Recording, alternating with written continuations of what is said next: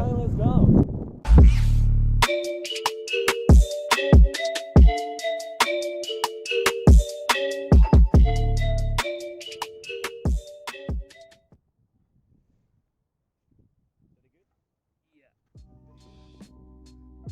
Hey guys, my name's Lyndon. I'm a Canadian living in the Netherlands and I'm playing at HC Haarlem. Today I wanted to talk to you about drag flicking.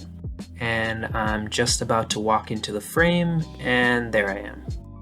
Alright, so at this point you're asking yourself why you want to hear about flicking from a keeper, but just hear me out. There's a lot of content out there teaching you how to flick and about form and technique. Jeroen Hertzberger is one of the big names that stands out to me for that. People like him are much more qualified to teach you how to flick.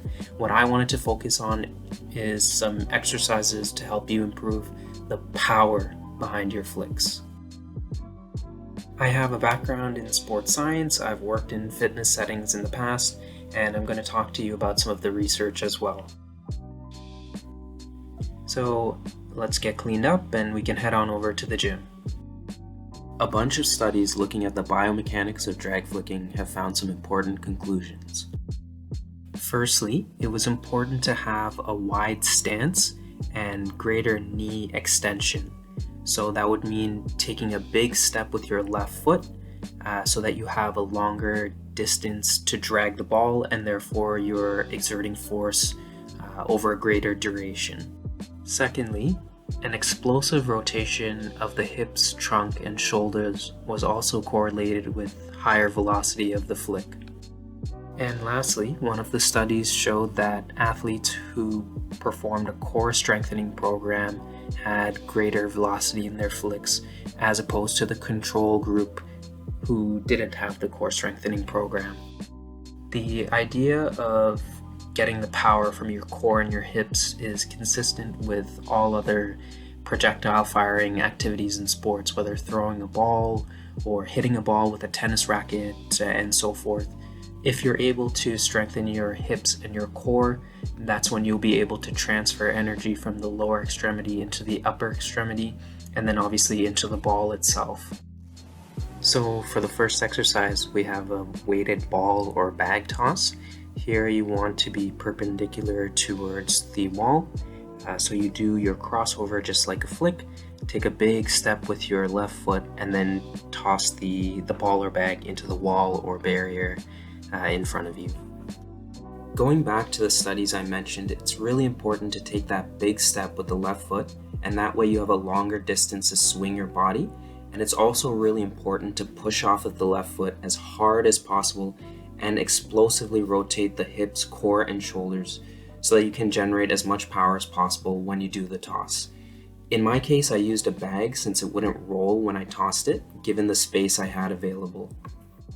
Further to that point, if doing this inside your gym isn't really feasible or appropriate, you can try doing it outside as well. If you have your own weighted balls or you have that equipment at your club, you can try doing the tosses on the field or in an open space in a park somewhere, as long as you have the space to toss the ball or the bag as far as you can without impeding other people and with enough space for the ball to stop rolling on its own.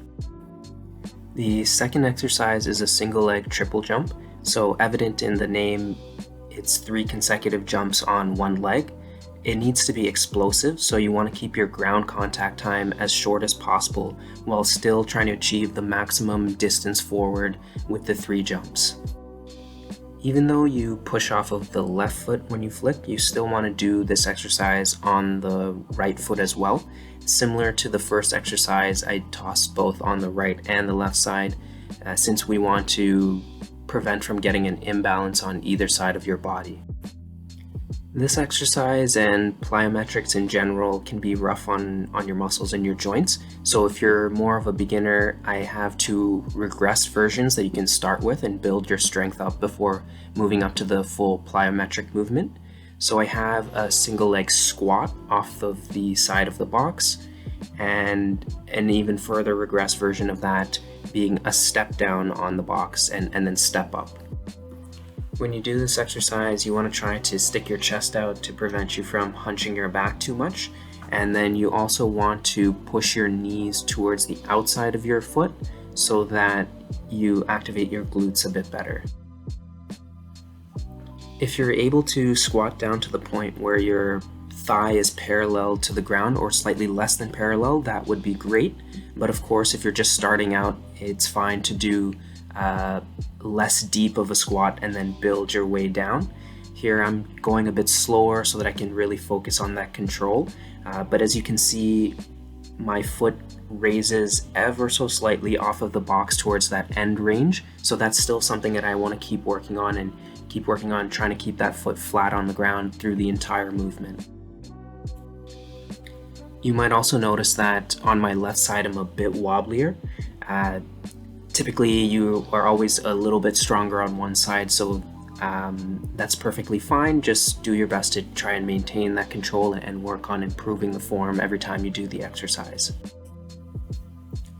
And lastly, we have a side plank with a leg raise. So you can start off with just a regular side plank until you've built enough strength in your core, and then you can add the leg raise afterwards. Keep your hip raised so that your trunk is almost parallel to the ground.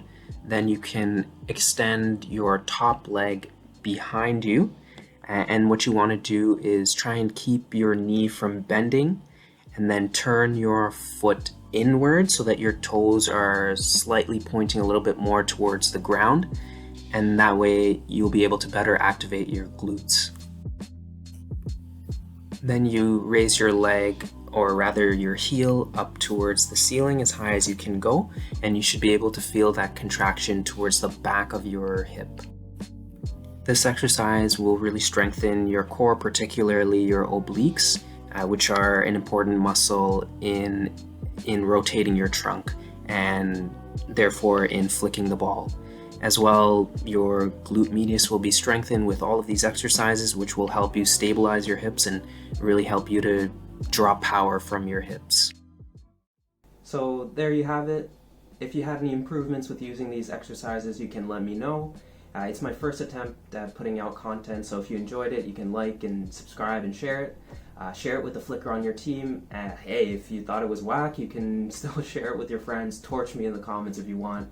But anyways, I have a lot of cool ideas and cool things and concepts that I've seen people doing in other sports that I wanted to bring to ours. Whether that's sports science-y content, entertainment stuff, informative stuff, and just highlighting the hockey communities that I've gotten to be a part of. And of course, I can't forget my teammates, Jasper and Legrand. Dankjewel, deze video is niet mogelijk zonder jullie. They're really good guys. I'll leave their Instagram handles over here. You can give them a follow if you want. And of course, if you do, say something nice on their latest Instagram posts. But yeah, that's it for me, and I'll catch you in the next one. Oh! Hey, bingo! Left up to finish. And that's how you do it. That's how you do it.